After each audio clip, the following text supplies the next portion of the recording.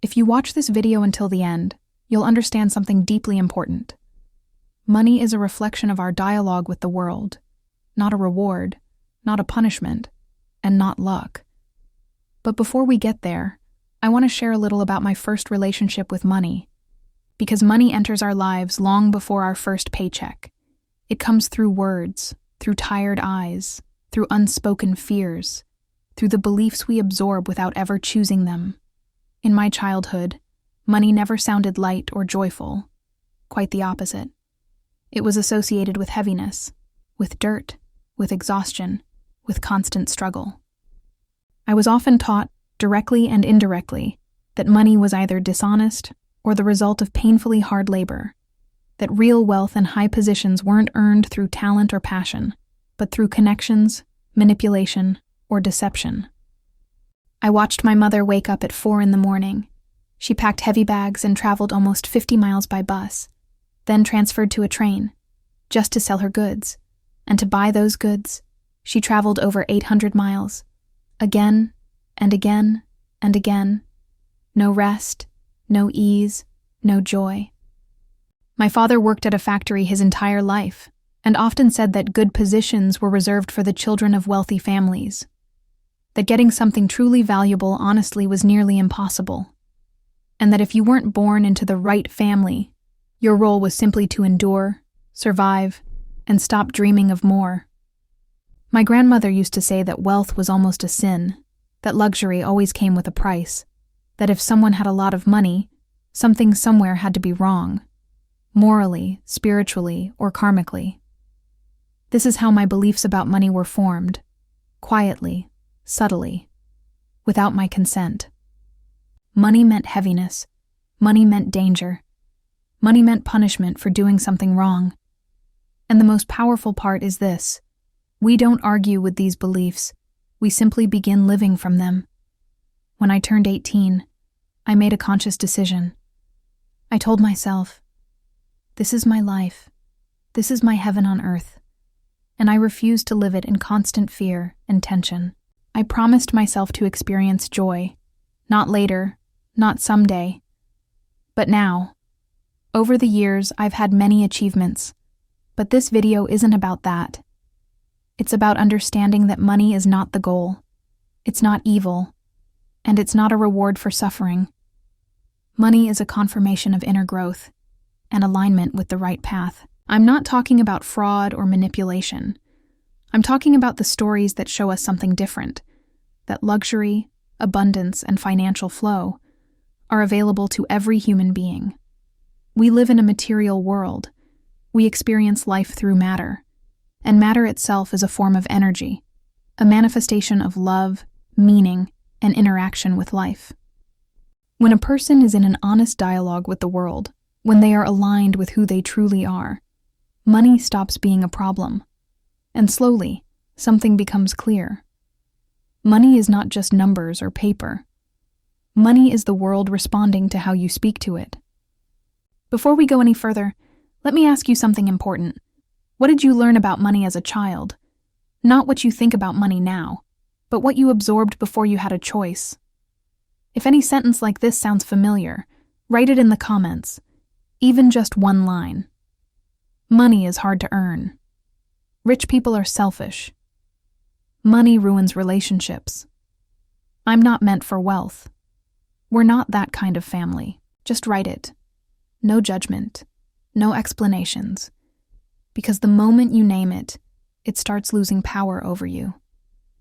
Most people believe their financial struggles come from bad decisions, wrong timing, or lack of opportunity. But that's rarely true. What really shapes our relationship with money is something much quieter. The internal programs we carry from childhood. Money doesn't respond to what we want. It responds to what feels safe to our nervous system. And safety is programmed early. If, as a child, you saw money connected to exhaustion, your system learned money equals survival stress. If you saw wealth connected to guilt or shame, your system learned having more than others is dangerous. If love in your family was paired with sacrifice, your system learned ease must be earned through pain. So later in life, even when opportunities appear, even when doors open, something inside quietly pulls the brakes, not consciously, not dramatically, but subtly. You hesitate. You delay. You overthink. You choose comfort over expansion. And then you call it bad luck. This is how the income ceiling forms. Not because the world limits you, but because your inner system says, this is as much as I'm allowed to have. Anything beyond that feels unfamiliar, unsafe, too much. So the flow stops, not as punishment, but as protection. Money doesn't leave because you failed. It pauses because part of you believes that more would cost you love, belonging, or peace. This is why two people with the same skills and the same opportunities can live completely different financial lives. One feels internally allowed, the other feels internally restricted, and until that inner dialogue changes, no strategy will fully work. In the next part, I'll show you how people unconsciously block money, right at the moment it begins to flow, and how to gently remove that block without forcing, hustling, or betraying yourself. But first, take a second, scroll down, write the money belief you grew up with, because awareness is where the dialogue with the world begins, and money always listens. There's a moment no one really talks about. Money doesn't disappear during crisis. It disappears at the moment of growth, when things start working, when the first real results show up, when your income goes beyond what feels familiar, when people begin to notice you, and that's exactly when self-sabotage turns on. Not because someone is stupid, not because they're afraid of success in some shallow way, but because growth overloads the internal system. Income flow is not just about money, it's about speed, responsibility, visibility, expansion. And if your inner system isn't ready to hold that expansion, it tries to reduce the pressure the only way it knows how, by pulling you back into what feels familiar. Here's how that looks in real life. You suddenly lose focus, delay important decisions, start doubting yourself at the exact moment you need to act, minimize your own results, accidentally break agreements, choose comfort over growth. And all of it comes with thoughts like, I'm not ready yet. Now isn't the right time. I need to learn more first. What if I'm wrong? What if everything collapses? Here's what matters. This is not laziness, and it's not weakness. It's a protection mechanism. When income grows, it's not just the number that changes. Your identity changes. And the nervous system is extremely cautious about identity shifts. If before you were just a regular person, someone who's trying, someone who's surviving, then growth invites a new role, someone with influence, someone with choice, someone with space. And if, in childhood, having space meant pain, shame, or isolation, the system says, stop. That's why so many people reach a certain income level and circle the same number for years. Not because they can't go higher, but because beyond that level is the unknown. And for the nervous system, the unknown equals danger. Self-sabotage is not the enemy. It's a signal. A signal that your inner world hasn't caught up with your external growth yet. Money doesn't respond to force. It flows to where there is capacity to hold expansion. So if your flow keeps breaking, the real question isn't, what am I doing wrong? It's, how safe is it for me to have more? Because income isn't only about effort, it's about internal permission. In the next block, we'll talk about how to gently expand that capacity, without breaking yourself, without pressure, without inner war. And if you recognized yourself in this pattern of growth and pullback, write "I see it" in the comments. Sometimes awareness is the first step toward a stable flow. Expanding your capacity isn't about becoming stronger. It's not about pushing yourself harder to get results. It's about learning to hold more without breaking from the inside. Most people don't struggle because they don't do enough. They struggle because their internal system can't adapt fast enough to change. When money starts coming in faster than a person can adjust their self-perception, an inner conflict appears. One part says, "This is my chance. I've grown. I can handle more." The other part whispers, "This is dangerous. This is too much. I won't be able to cope." And when growth happens suddenly, logic doesn't win. The body does. So the first and most important principle of expanding capacity is slowing down, not stopping, not rejecting growth, but consciously slowing down inside. This means not demanding instant transformation, not skipping stages, not shaming yourself for fear, because fear isn't the enemy. Fear is a signal that your boundaries are expanding. The second principle is normalizing the new level. Very often people earn more money, but continue living and thinking like nothing has changed. They downplay their results, call success a coincidence, fear allowing themselves joy, expect everything to end soon. And by doing this, they make growth unstable. Gentle expansion is allowing yourself to acknowledge the new level, not to brag, not to prove anything, but inside, simply say, "Yes, this is now part of my reality." The third principle is working with the body, not only the mind. Money is perceived by the body as energy of movement, flow, speed, volume. If the body is used to survival, it experiences growth as a threat. That's why it's important to ground yourself, return to your breath, feel support in your body, reduce background tension. Sometimes the most effective step toward income growth is not a new strategy, but a deep exhale. The fourth principle is small steps, consistently. Capacity doesn't expand in a leap. It expands through repeated experiences of safety. When you accept a little more, allow yourself a little more, hold that state, and see that the world doesn't collapse. Your system learns, "This is safe. We can live like this." And only then is the next step possible. The fifth principle is letting go of internal war. As long as there is a battle inside, I must, verse. I'm afraid money will remain unstable, because the flow won't go where. There is resistance to yourself. Gentle expansion is choosing cooperation with yourself, not breaking your fear, but listening to it, not ignoring your limits, but understanding where they come from. And then growth stops being stress and becomes a natural process.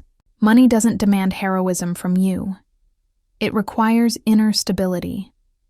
And if you feel that you want to grow without burnout, without overexertion, without constant tension, write in the comments, "I choose gentle growth." Because this choice is where real, stable flow begins. Now that you've started noticing that money isn't just a thing, but an energy of your inner state, it's important to understand one thing. The flow doesn't start with money. The flow starts with how you feel inside. And when you try to create money through effort, planning, and control, you're doing what your brain has done all your life. You try to pull money out of the outside world by force. But money comes when you stop fighting inside. And here's the key. The flow isn't only about income. The flow is a way of being. What does it mean to lock in the flow? Locking in the flow means not letting yourself fall back into old beliefs. See, in moments of growth, old programs always awaken inside a person, and they don't appear randomly. They appear as a signal. Stop. You're changing too fast. This is dangerous. And here is the crucial moment. You don't fight this. You learn to meet it with love. Practice. Small confirmation. To lock in a new level, you need a simple practice. Every time you receive money, or when things become easier, or when you feel inspired. Just confirm it out loud. I deserve this. This is my new level. I know how to receive. Not loudly, not with drama, just gently, with feeling. Why does this work? Because your brain and body are learning a new language. If you used to tell yourself, I'm not allowed, I'm not worthy, it's too early for me, then any wealth will create an inner conflict. And conflict is a break. 3. A new self-image. The next step is to create a new image of yourself. Not, I want to be rich. Not, I want to earn more. But, I am someone who attracts money easily. This is not fantasy. This is a state. And a state doesn't come from desire. A state comes from consistent repetition. Every time you choose calmness, choose confidence. Choose not to blame yourself for past mistakes. You strengthen the new image. Important point. The flow doesn't like victims. Many people think wealth is suffering for the result. But it's not. If you live in a I must suffer mode, money may come, but with a price. And the price will be anxiety, insomnia, exhaustion, constant rushing, the feeling I'm not enough. Because when you see money as a heavy burden, your system responds, okay, I'll give you money, but only if you become a victim again. That's not flow, that's a cycle. 5. Locking it in through gratitude. To close this block, I want to give you a simple but powerful tool. Every night before sleep, write down 3 things you're grateful for. For what you already have. For your growth. For allowing yourself a new level.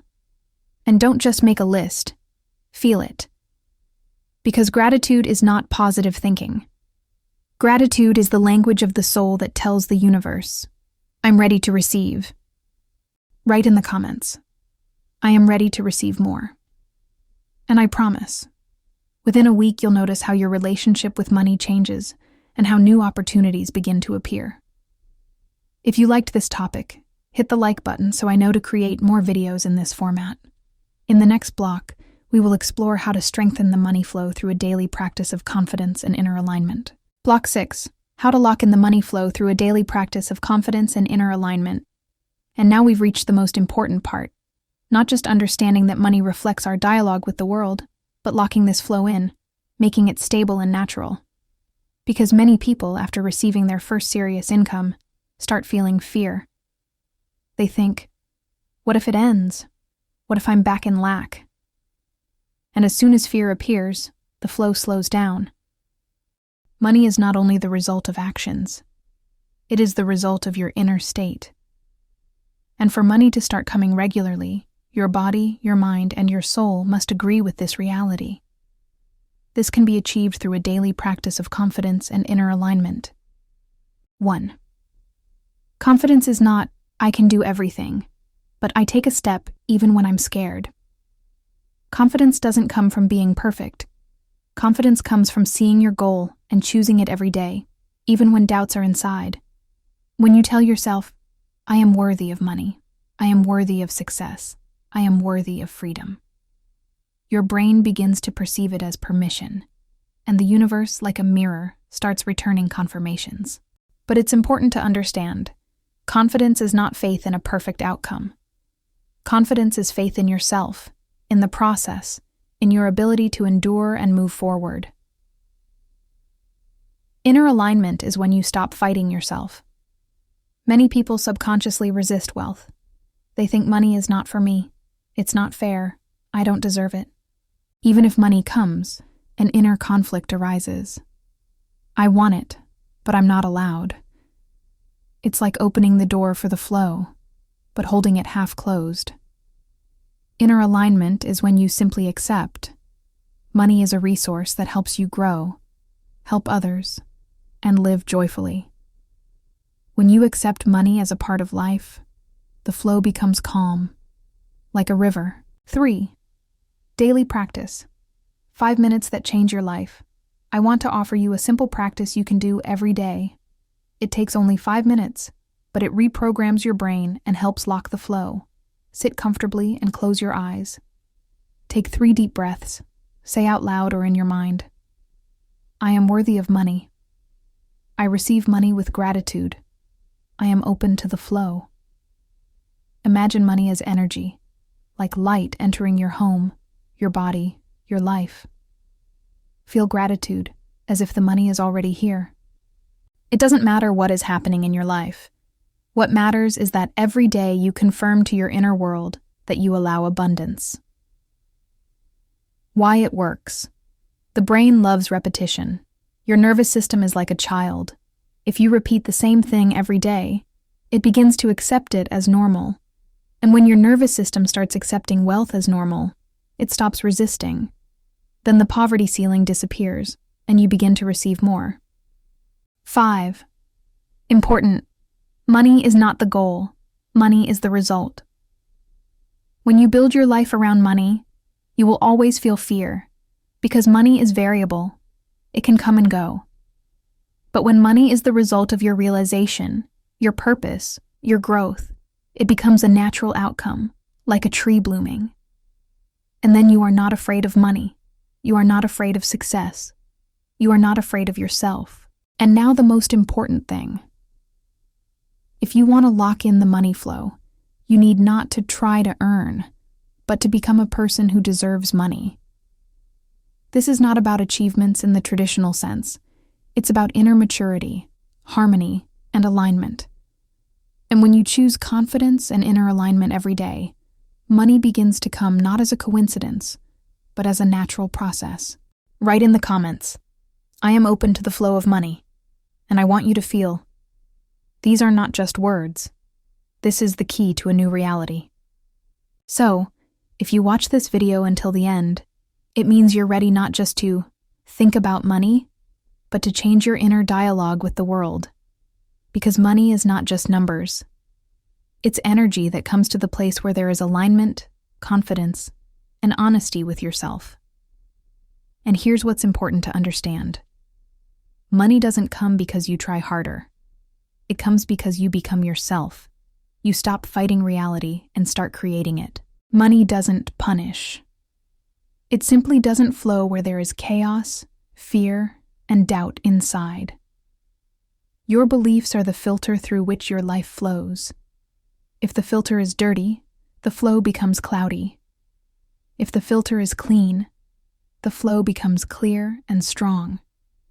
And now I want to ask you questions that matter more than any advice. What do you tell yourself about money? What inner voice blocks your flow? What are you willing to let go of to allow more into your life? What do you want to create instead of struggle and fear? Write your answers in the comments.